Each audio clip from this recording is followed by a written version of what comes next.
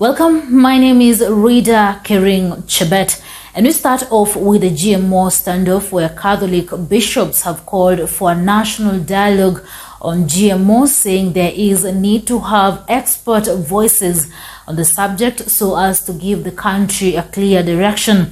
Nyeri Catholic Archdiocese Head Archbishop Anthony Mweria has also asked Trade Cabinet Secretary Moses Kuria to apologize to Kenyans for his remarks about GMO, saying the CS has trivialized the death and the suffering of Kenyans. Sharon Chepchumba is on that story. The controversy surrounding the safety and effects of genetically engineered foods continue to elicit sharp reactions across the country. Nyeri Archbishop Anthony Mweria expressing his move on GMO foods, hitting out at Trade CS Moses Kuria over GMO importation remarks. While addressing the press at the Nyeri Cathedral on Monday morning, the Archbishop asked Kuria to tender an apology to Kenyans following the controversial remarks he made on GMOs leading to death. We would wish to make some comments on the statement made recently by our Cabinet Minister of Trade regarding GMOs. We want to pay particular exception of how the Cabinet Minister has addressed Kenyans in this matter. We feel it was distasteful and disrespectful to the Kenyans to joke about life and death, and even if it is an issue which could be taken as a joke, it would be wrong to bring about statements whereby we trivialize death, trivialize suffering, trivialize insecurity. For this reason, we feel, irrespective of the matter in case, in consideration, would request honestly that the Kenyans deserve respect and not spite, and in this matter they do deserve an apology. It is not good to joke with death or to gamble with the life of Kenyans as if it was Russian roulette. Moreover, Mweria has urged the state to include Kenyans in the discussions by allowing public participation and consulting agricultural experts before making the decision. For this reason, we feel this matter is more than just a joke when we speak about GMOs. It's a serious matter that deserves discussion, deep, sober engagement. It's not on one hand a decision for us to, on one hand, just embrace them wholeheartedly, completely, without any reservation, nor a situation where we want to reject the use or even to address the need that could be for a specific time. It's a matter of discussion, it's a matter of engagement and respectful strategic engagement.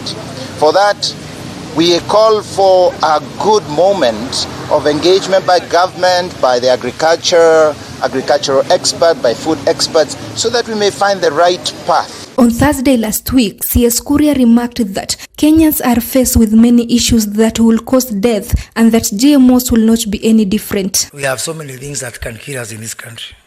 Being in this country, you are a candidate for death. And because there's so many things competing for death, there's nothing wrong with adding GMO to that list. That is why we have deliberately decided to allow GMOs into this country. Nandi Senator Samson Cherargei has also opposed plans by the government to allow a 6-month duty-free importation of GMO and non-GMO maize. He said there is no need to import maize because farmers are currently harvesting maize in Rift Valley. Wakati tulipanda mahindi katika msimu uliopita, bei ya mbolea ilikuwa juu sana. Tulikuwa tunanunua mbolea katika 7,000, bei ya mafuta ya diesel ilikuwa juu. Bei ya kupanda mahindi ilikuwa juu. So tunataka bei, lakini hiyo mahindi milioni 10 ikiletwa katika taifa letu la Kenya itaharibu bei, na inamaanisha wakulima hata wapata bei mzuri ili kurudisha zile expenses ambao walitumia kupanda mahindi katika msimu huu. Sisi tunaomba serikali kwa miezi hii, mwezi wa 11, 12 na mwezi wa Januari, mahindi zote ambao wakulima wako naye katika North Rift zinunuliwe, ziweke katika magala ya kitaifa.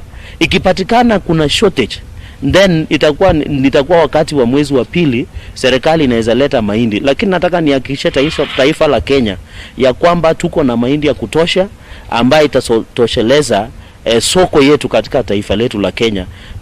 Tusikuwa na haraka ya kuleta mahindi ili hali wakulima wetu walijitolea. Azimio la Umoja One Kenya coalition leader Raila Odinga on Sunday launched a scathing attack on the Kenya Kwanza government over the planned importation of genetically modified foods. Sisi kama Azimio tunaunga mkono kabisa ili pendekezo ya wakulima kutoka bonde la Ufa ya kwamba serikali isiendelee mbele kuleta hiyo mahindi bandia katika soko zetu. Tunakataa. He went further to accuse Ruto of working to promote foreign biotechnology institutions dealing with the GMO foods instead of working to promote Kenyan research in Kenyan universities, colleges and institutions. We consider the decision to lift the ban on GMO foods and their importation a betrayal of our country.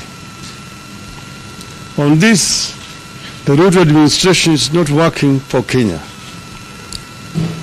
He is being a puppet, working for the foreign nations and their multinationals against our interests as a nation.